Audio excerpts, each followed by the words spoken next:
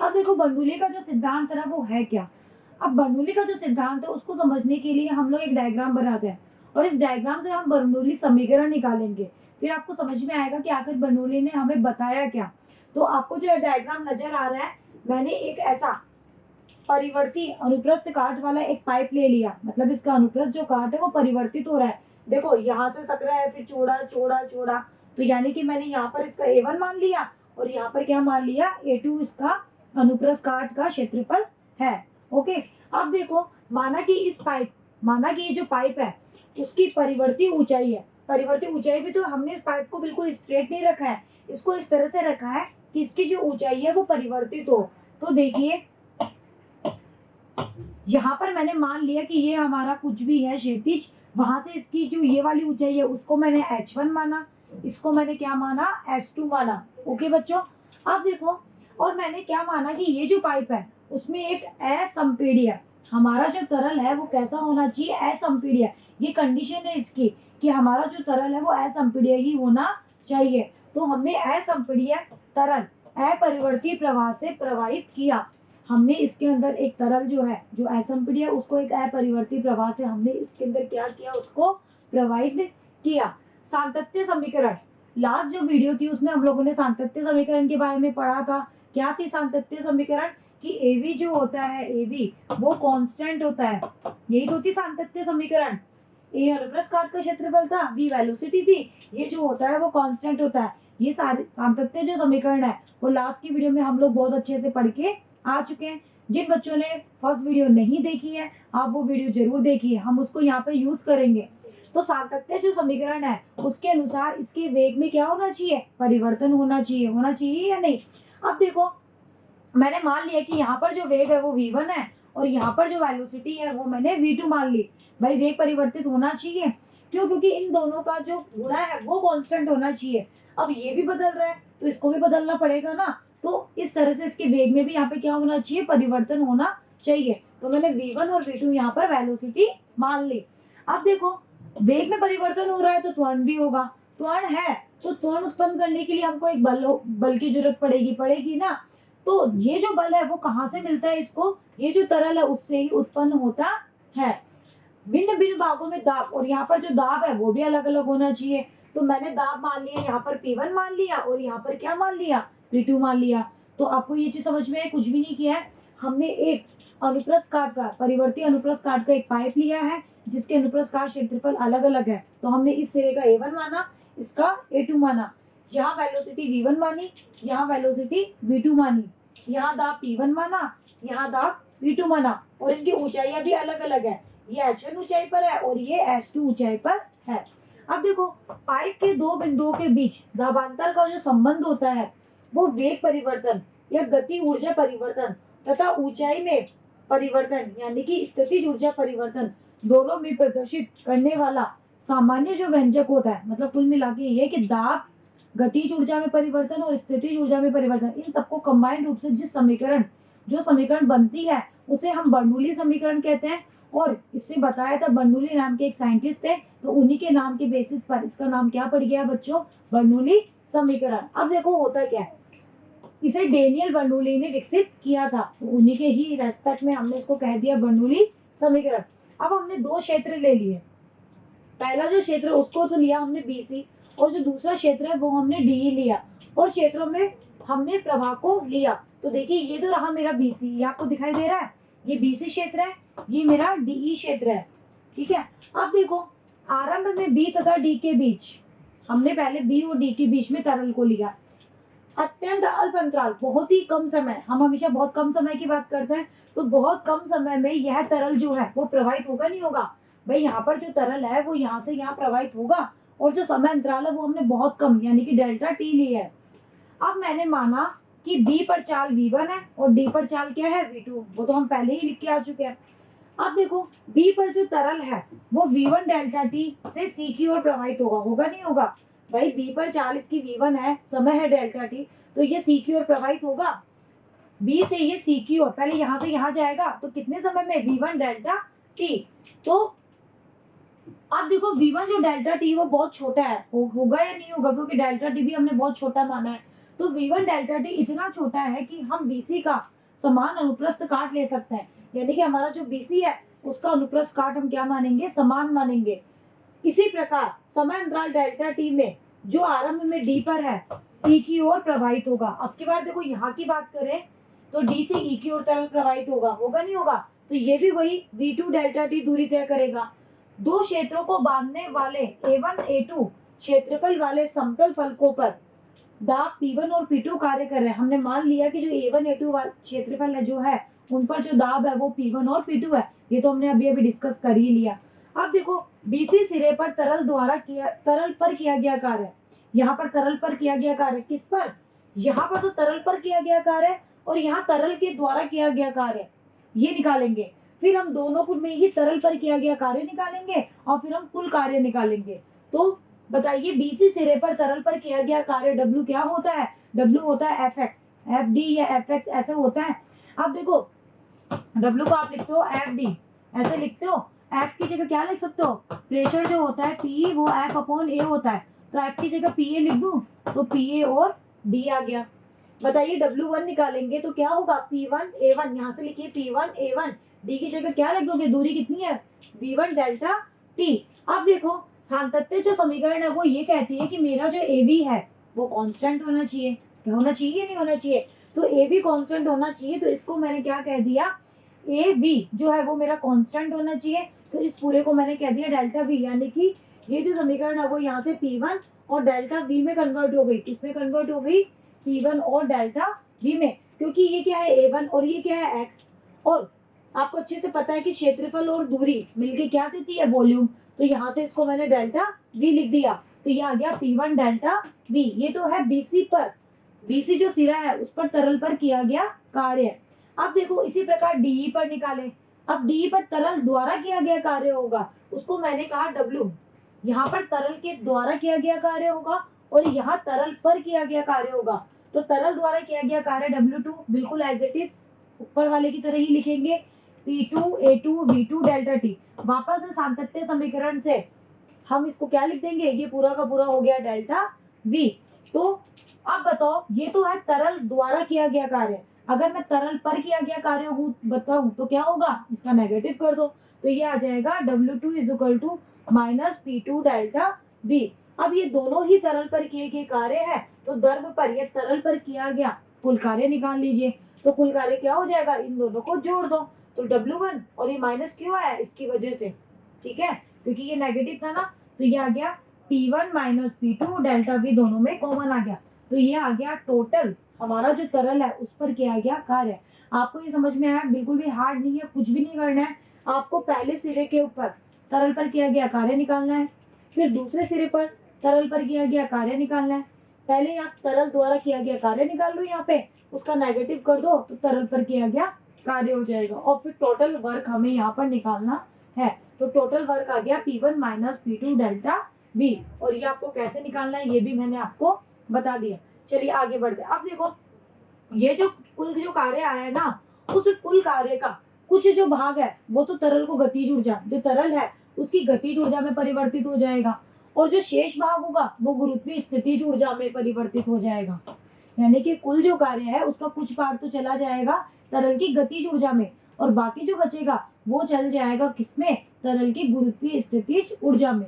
तो यदि मान लो कि हमारा जो तरल है उसकी डेंसिटी या जो घनत्व है वो रो है, तो बताओ डेल्टा एम कितना होगा? आपको अच्छे से पता है डेंसिटी होता है मास अपॉन वॉल्यूम, मैंने लास्ट वीडियो में भी आपको बताई थी, और वैसे ये चीज हम बहुत बार पढ़ के आ भी चुके हैं। तो यहाँ से मैं एम निकालू रो के पदों में तो कितना आएगा? रो भी। तो डेल्टा एम निकालू तो कितना आ जाएगा? रो वी की जगह क्या लिख दू? A1 V1 डेल्टा T, अभी अभी लिखा ना हमने, तो ये आ गया रो डेल्टा V। तो रो डेल्टा V की सहती डेल्टा T समय में पाइप से प्रवाहित होती है, तो बताओ गुरुत्वीय स्थितिज ऊर्जा कितनी होगी? आपको अच्छे से पता है गुरुत्वीय स्थितिज ऊर्जा होती है mgh, होती है नहीं होती? अब यहाँ h की जगह कितना होगा? h2 minus h1। m की जगह मैंने वैल्यू पुट कर दी rho delta V, g as it is, जो u हम लिखते हैं वो mgh होती है, m की जगह तो ये वैल्यू पुट कर दो, g एज इट इज है, और h की जगह क्या होगा? h2 minus h1। तो ये आ गई मेरी गुरुत्वीय स्थितिज ऊर्जा। ओके, अब देखो इसी प्रकार गतिज ऊर्जा में परिवर्तन निकाल लो। गतिज ऊर्जा में परिवर्तन डेल्टा के निकालेंगे तो क्या हो जाएगा भाई, आपको क्या निकालना है, परिवर्तन निकालना है। ये डेल्टा यू है, नॉर्मली जो यू होता है गुरुत्वीय स्थितिज ऊर्जा वो mgh होती है, हमें तो डेल्टा यू निकालना है, इसलिए मैं जब ये निकालूंगी तो ये चीज कॉमन आ जाएगी और क्या हो जाएगा, एक बार H1 के लिए लिखोगे और एक बार H2 के लिए, तो ये H2 माइनस H1 आ जाएगा। ये हमने परिवर्तन निकाला है। ओके बच्चों, चलिए इसी प्रकार निकालिए गतिज ऊर्जा में परिवर्तन डेल्टा के होता है हाफ mv², तो यहाँ से डेल्टा के कितना जाएगा, हाफ m की जगह ये आ गया और ये दोनों में कॉमन आएगी ये चीज, तो ये बाहर निकल गई और v2 minus v1, v2 square minus v1 square. तो बताओ कार्य ऊर्जा प्रमेय याद है आपको, कुछ 6 चैप्टर को याद करिए, हमने कार्य ऊर्जा प्रमेय पढ़ी थी कि हमारा जो किया गया कार्य होता है वो स्थितिज ऊर्जा में परिवर्तन और गतिज ऊर्जा में परिवर्तन के योग के बराबर होता है। कार्य ऊर्जा प्रमेय हमने पढ़ी है, बहुत अच्छे से पढ़ी है ना, तो कार्य ऊर्जा प्रमेय लगा दीजिए कि हमारा किया गया जो कार्य है वो इन दोनों के योग के बराबर होगा। किया गया कार्य कितना, अभी हमने निकाला P2 minus P1 delta V, गतिज ऊर्जा में परिवर्तन प्लस स्थितिज ऊर्जा में परिवर्तन। यहाँ पर डेल्टा जो V है वो तीनों में कॉमन है तो कट जाएगा, या फिर पूरी समीकरण को डेल्टा V से भाग दे दो तो आपके पास बचेगा ये। और यहाँ से आप इसको क्या लिख सकते हो, यहाँ पर जो भी 1 1 वाली टर्म्स है उनको एक जगह ले आइए, 2 2 वाली टर्म्स को एक जगह ले आइए। जब आप ये करोगे तो ये आपके लिए होमवर्क है, आप यहाँ तक पहुंच जाओगे। सिर्फ एक ही स्टेप और नीचे आएगी, 1 1 की सारी टर्म को एक तरफ, 2 2 की सारी टर्म को एक तरफ करना है, तो आप यहाँ तक आसानी से पहुंच जाओगे। तो अब बताओ इसी जो समीकरण है इसे ही हम कहते हैं हमारी बर्नौली की समीकरण, जो भी हम पढ़ रहे थे ना। बताओ इसमें दाब, स्थितिज ऊर्जा और गतिज ऊर्जा, ये तो हमारी गुरुत्वीय स्थितिज ऊर्जा है, ये हमारी गतिज ऊर्जा है, इन सब में एक संबंध बताया नहीं बताया, और यही हमारी कहलाती है बर्नौली की समीकरण। और अगर हम इसको जनरल फॉर्म में लिखें, भाई तो 1 और 2 की फॉर्म में है ना, तो जनरल फॉर्म में क्या हो जाएगा, T plus half rho v square बराबर, सॉरी बराबर नहीं, ये प्लस आएगा, प्लस रो जी एच बराबर कांस्टेंट। और इसको कांस्टेंट का मतलब क्या है कि आप इसको 1 के लिए लिखो चाहे 2 के लिए लिखो, दोनों को बराबर कर दो, यही तो होता है ना। तो ये कहलाती है हमारी बर्नौली समीकरण, बहुत इंपॉर्टेंट समीकरण है, आपको ये फॉर्मूला इसका ध्यान भी रखना है, यहाँ से डायरेक्टली न्यूमेरिकल आ जाता है तो पूछ लेगा आपसे कुछ भी। तो बताओ जब हम किसी धारा रेखा की अनुदिश गति करते हैं तो दाब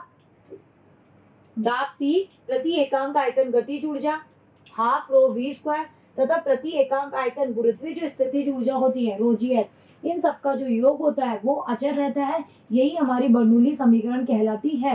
अब आप देखो प्रति एकांक आयतन गतिज ऊर्जा, क्यों, क्योंकि हमने डेल्टा वी से भाग दिया है, तो ये प्रति एकांक आयतन में तो हुआ, इस वजह से मैंने यहाँ पर ये टर्म्स लिखी है। ओके बच्चों, तो ये है हमारी बर्नौली समीकरण, बहुत ही इजी सा डेरिवेशन है, सिंपल सा, आप आसानी से कर सकते हैं। ये फॉर्मूला आपको ध्यान में भी रखना है। अब देखो एक नोट है कि बर्नौली का जो समीकरण है वो शून्य श्यानता अथवा आसन्न तरलों पर ही लागू होता है, मतलब ऐसे तरल जिनकी श्यानता शून्य हो उनके ऊपर ही यह समीकरण लागू होती है। तथा बर्नौली प्रमेय पर एक प्रतिबंध और भी है कि यह असंपीड्य जो तरल होता है केवल उन पर ही लागू होता है, इसीलिए तो हमने जो अभी तरल लिया था वो कैसा था, असंपीड्य, क्योंकि तरलों की प्रत्यास्थ ऊर्जा, क्योंकि अगर हम यहाँ पर जो हमारा तरल है उसकी प्रत्यास्थ ऊर्जा को हम यहाँ पर इंक्लूड नहीं कर रहे हैं ना, इस वजह से हमने जो तरल लिया है वो कैसा है, असंपीड्य। अस्थिर अथवा विक्षोभ प्रभाव हमने लास्ट वीडियो में पढ़े थे ना ये सब, तो इन सब के लिए हमारा बर्नौली समीकरण काम नहीं करता है, क्योंकि इनमें वेग और जो दाब होते हैं वो समय के साथ समय में लगातार अस्थिर रहते हैं, क्योंकि इनमें वेग तथा जो दाब होता है वो समय में लगातार अस्थिर रहते हैं। ओके, तो हमारा जो अस्थिर अथवा विक्षोभ जो प्रभाव होता है उस पर हमारा बर्नौली समीकरण लागू नहीं होता है, यह केवल शून्य श्यानता वाले तरलों पर लागू होता है और असंपीड्य तरलों पर ही यह लागू होता है। तो आपको बर्नौली समीकरण बहुत अच्छे से समझ में आ गया होगा। मेरे साथ साथ आप लोग नोट जरूर बनाते रहिए, वीडियो में आपको प्रॉब्लम आ रही है तो आप वीडियो को बार बार देखिए और न्यूमेरिकल भी आप लोग मेरे साथ साथ करते चलिए। अब देखो जब तरल विरामावस्था में होता है, अगर हमारा जो तरल है वो विरामावस्था में तथा प्रत्येक स्थान पर इसके कणों का वेग क्या होगा, 0 होगा नहीं होगा, तो बताओ बर्नौली समीकरण क्या हो जाएगी, v को 0 कर दो, जब आप 0 करोगे तो आप यहाँ पे पहुंच जाओगे, P1 minus P2 is equal to rho g H2 minus H1। Okay बच्चों, तो ये है जब हमारा तरल क्या हो, विरामावस्था में हो। अब देखो अब हम इस बर्नौली समीकरण के कुछ एप्लीकेशंस पढ़ेंगे। तो पहले हम पढ़ते हैं टॉरिसैली का नियम या टॉरिसैली सिद्धांत या फिर चाल का बहिर्भाव। अब देखो इसने क्या बताया, इसने बिल्कुल ऐसे ही बताया जैसे मुक्त रूप से कण गिरता है। हम लोगों ने पढ़ा है ना, हमारे जो लास्ट चैप्टर है, 3rd 4th चैप्टर, उनमें हम लोगों ने मुक्त रूप से जो कण गिरता है उसकी चाल के बारे में पढ़ा था और उसकी चाल का कुछ फॉर्मूला निकल के आया था। तो बिल्कुल कुछ ऐसा ही फॉर्मूला इसने यहाँ पर तरल के लिए दिया, तो इसे ही कहते हैं टॉरिसैली का सिद्धांत। अब देखो टॉरिसैली ने क्या बताया कि किसी खुली टंकी की, कोई टंकी है जो खुली है, उससे तरल का जो बहिर्वाह है उसकी जो चाल है उसको मुक्त रूप से गिरते हुए पिंड की चाल के सूत्र के समरूप सूत्र से हम प्रदर्शित कर सकते हैं। यानी कि कोई खुली टंकी है, उससे पानी गिर रहा है या जो हमारा तरल है उसका बहिर्वाह हो रहा है, उसको हम लोग एक मुक्त रूप से गिरता हुआ जो पिंड है उसके सूत्र के समरूप सूत्र से हम लोग यहाँ पर व्यक्त कर सकते हैं। अब देखो हमने मान लिया कि हमारी एक टंकी है, इस टंकी में द्रव्य जो है उसका घनत्व मैंने रो माना। टंकी की तली से, ये रहा टंकी की तली, इससे y1 ऊंचाई पर मैंने एक होल माना। यहाँ पर टंकी पर कोई छेद है, ठीक है, तो यहाँ y1 ऊंचाई पर है ये, और यहाँ पर जो हमारी टंकी है उसकी मैंने ऊंचाई मान ली y2। अब देखो द्रव के ऊपर जिसका पृष्ठ y2 पर है, यहाँ पर वायु है, मतलब यहाँ पर वायु भरी हुई है, जो आपको येलो येलो पार्ट नजर आ रहा है ना, यहाँ पर वायु भरी हुई है, तथा जिसका दाब है P, और यहाँ पर मैंने P2 को कितना मान लिया, P मान लिया। तो बताओ हमारी सातत्य समीकरण क्या कहती है, AB बराबर कांस्टेंट। तो क्या हो जाएगा, मैंने मान लिया यहाँ पर A2 है, यहाँ पर A1 अनुप्रस्थ काट है, यहाँ पर V1 है और यहाँ पर V2 है, तो A1 V1 बराबर A2 V2, ये हमने लिखा सातत्य समीकरण से। तो यहाँ से मैंने V2 की वैल्यू निकाल ली, तो V2 कितना आ गया, A1 बटे V2 आ गया, V2 आ गया A1 बटे A2, तो ये A2 आएगा इंटू V1।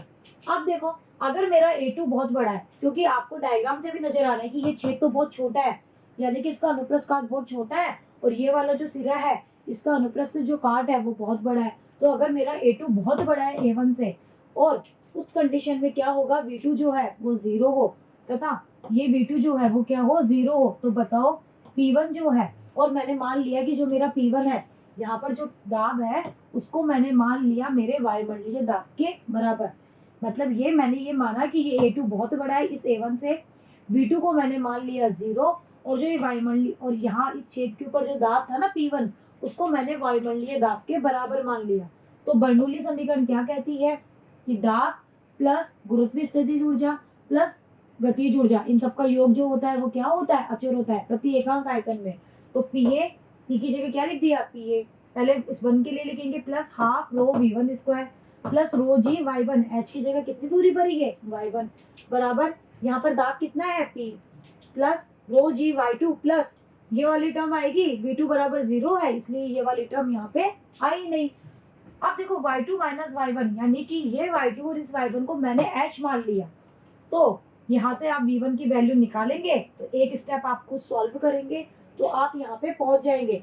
y2 माइनस, इसको आप इधर लेके आओगे, इसको h मान लेना, h मान के जब आप लोग V1 की वैल्यू निकालोगे तो ये आएगा इतना। इसे ही हम कहते हैं टॉरिसैली का सिद्धांत, √2GH plus 2P minus PA बटे रो, ये है हमारा टॉरिसैली का सिद्धांत। ओके बच्चों, तो ये फॉर्मूला भी आपको यहाँ पे ध्यान में रखना है कि इतनी V1 वेलोसिटी होती है। अब देखिए अगर हमारा जो P है वो PA से बहुत बड़ा हो जाए, यानी कि ये जो P है वो इस PA से बहुत बड़ा हो जाए, तो और रो जी ये 2GH है, ये वाला 2GH, इसको हम नेग्लिजिबल मान ले, तो उस कंडीशन में हमारा जो बहिर्वाह हो रहा है ना तरल का, उसकी जो चाल है वो हम पात्र दाब के द्वारा निर्धारित करते हैं। किसके द्वारा निर्धारित करते हैं, पात्र दाब के द्वारा। और अगर हमारा P जो है वो PA हो जाए, यानी कि अगर हमारी जो टंकी है उसका ऊपरी सिरा खुला हो, तो उस कंडीशन में ऊपरी सिरे पर जो दाब होगा जिसको हमने P माना, बताओ वो किसके बराबर हो जाएगा, वायुमंडलीय दाब के।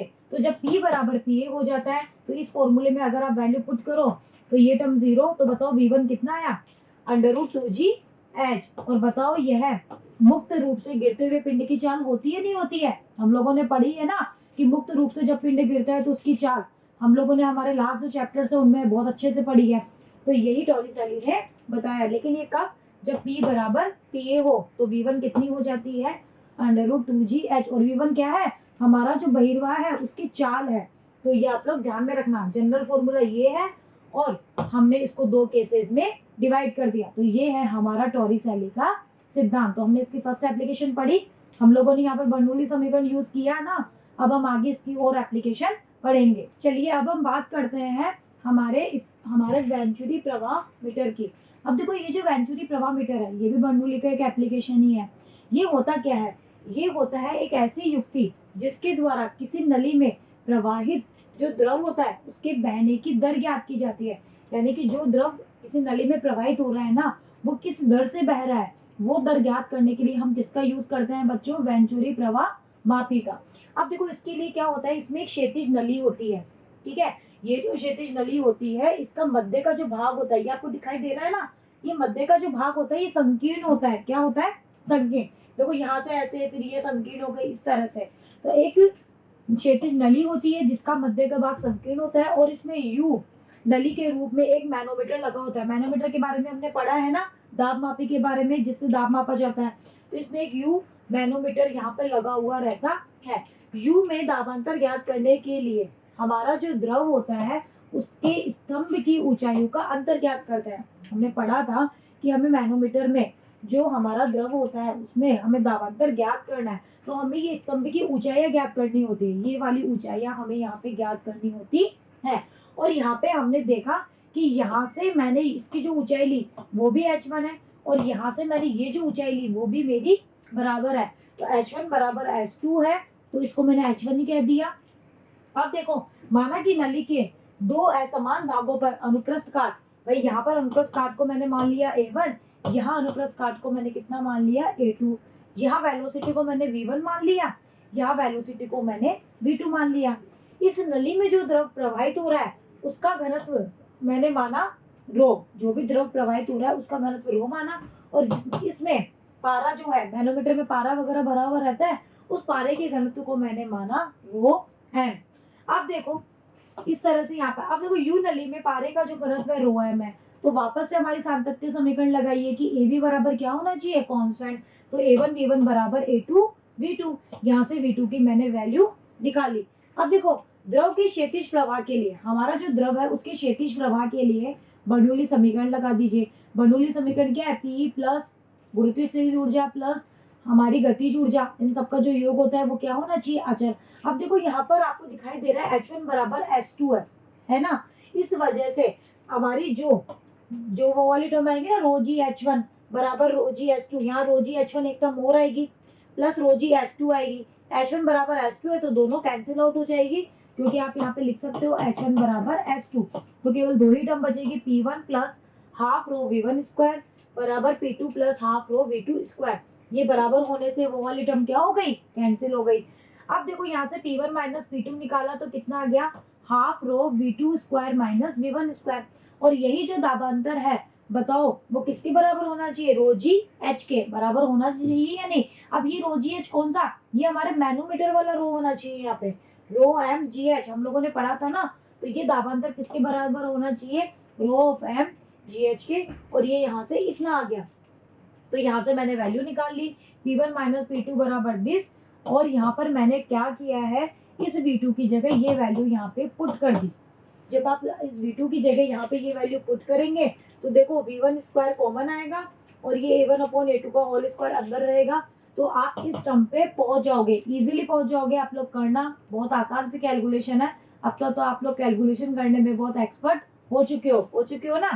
तो यहाँ से V1 कितना आ गया, इन दोनों से आप V1 निकालोगे तो ये आ गया इतना 2 रो एम जी एच बटे रो under root A1 upon A2 का होल स्क्वायर माइनस 1 और इसकी पूरे की पावर माइनस हाफ।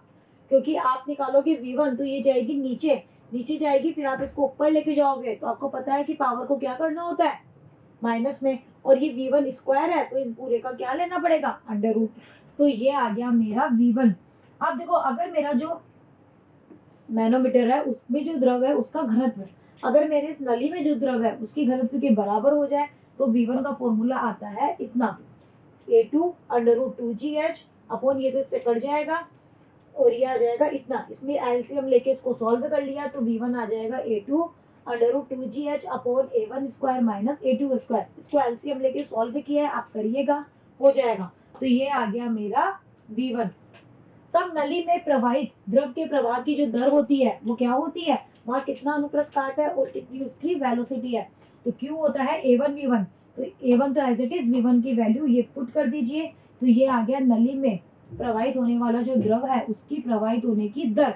यही हम लोग इसके द्वारा ज्ञात करते हैं। अब देखो इसके बहुत सारे यूजेज है, इसके बहुत सारे यूजेज है जो अभी हम पढ़ेंगे। स्प्रे वगैरह जो आप यूज करते हो ना, स्प्रे गन या स्प्रे बॉटल, वो यूज करते हो ना प्लांट्स वगैरह पे पानी के छिड़काव के लिए या कीटनाशक के छिड़काव के लिए, या फिर आप लोग देखते हो सलून वगैरह में भी यूज करते हैं।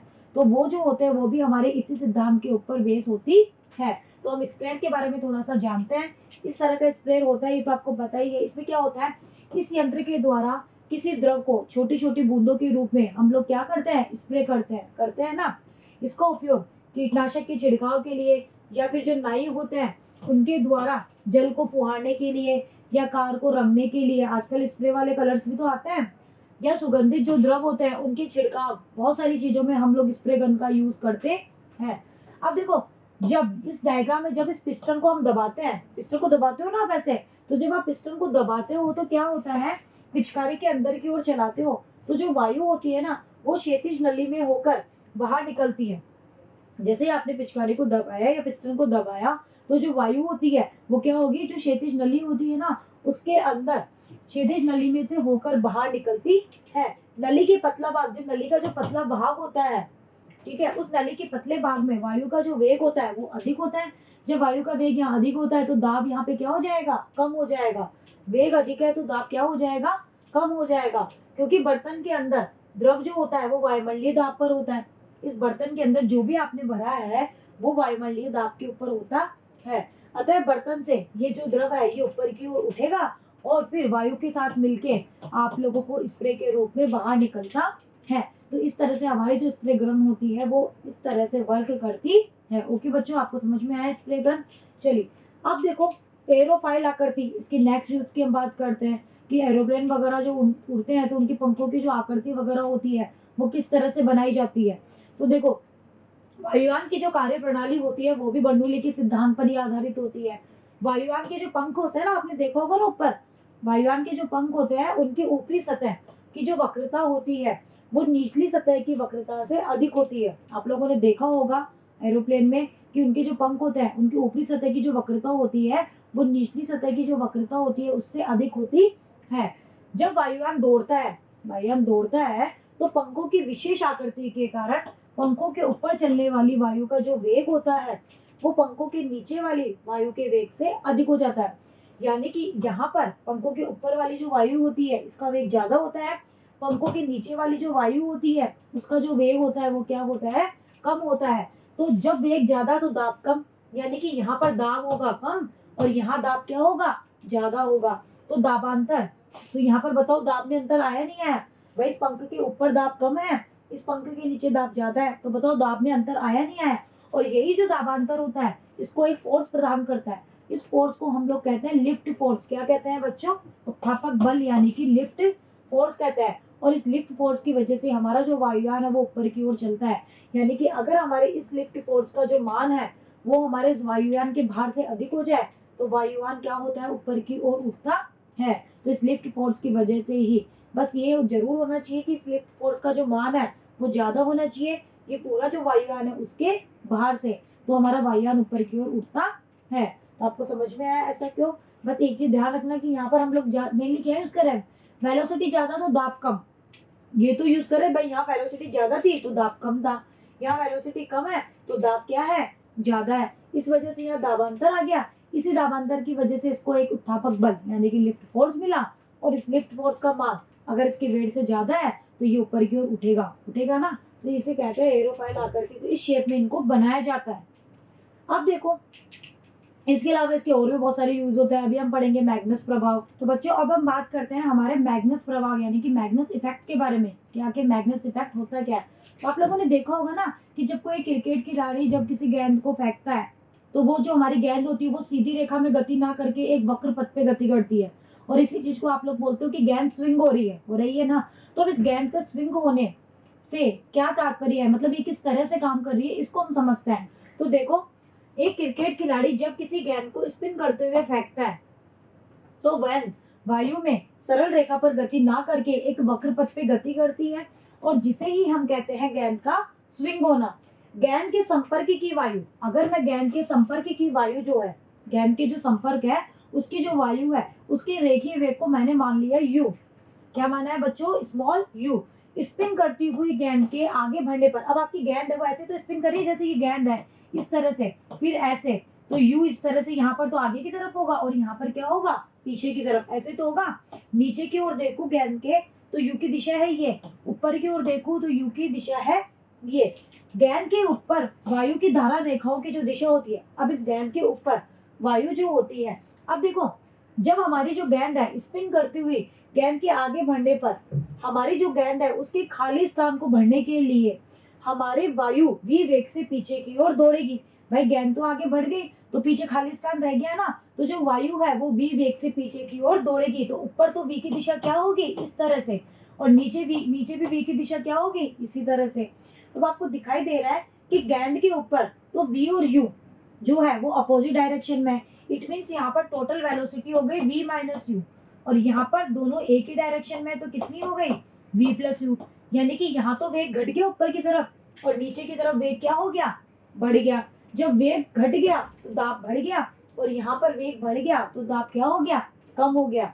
तो गेंद के ऊपर वायु की धारा रेखा की जो दिशा होती है वो गेंद की स्पिन के कारण v की दिशा के विपरीत होती है, अतः गेंद के ऊपर वायु का परिणामी वेग क्या हो जाता है, v माइनस यू हो जाता है।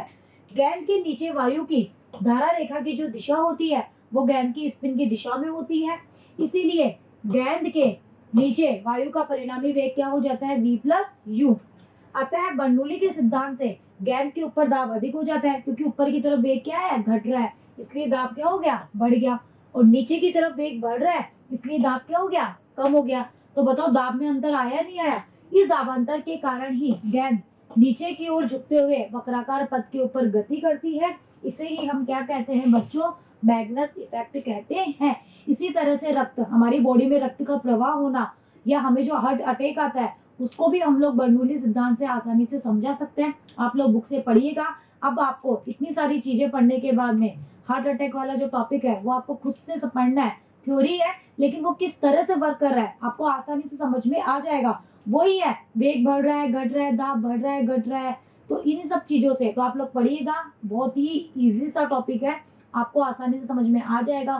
तो इस तरह से हमारे जो बर्नौली समीकरण है उसके हमने बहुत सारे एप्लीकेशन देखी ना, तो हमारा जो बर्नौली का सिद्धांत है और इसकी जो एप्लीकेशन है, ये जो टॉपिक है वो अब हमारा कंप्लीट होता है। अब हम पढ़ेंगे श्यानता के बारे में, स्टोक फॉर्मूले के बारे में, स्टोक का नियम क्या होता है, इन सब के बारे में हम लोग हमारी नेक्स्ट वीडियो में पढ़ेंगे। तो आज के लिए इतना ही, बने रहिएगा मेरे साथ, मिलते हैं नेक्स्ट वीडियो में। Thank you.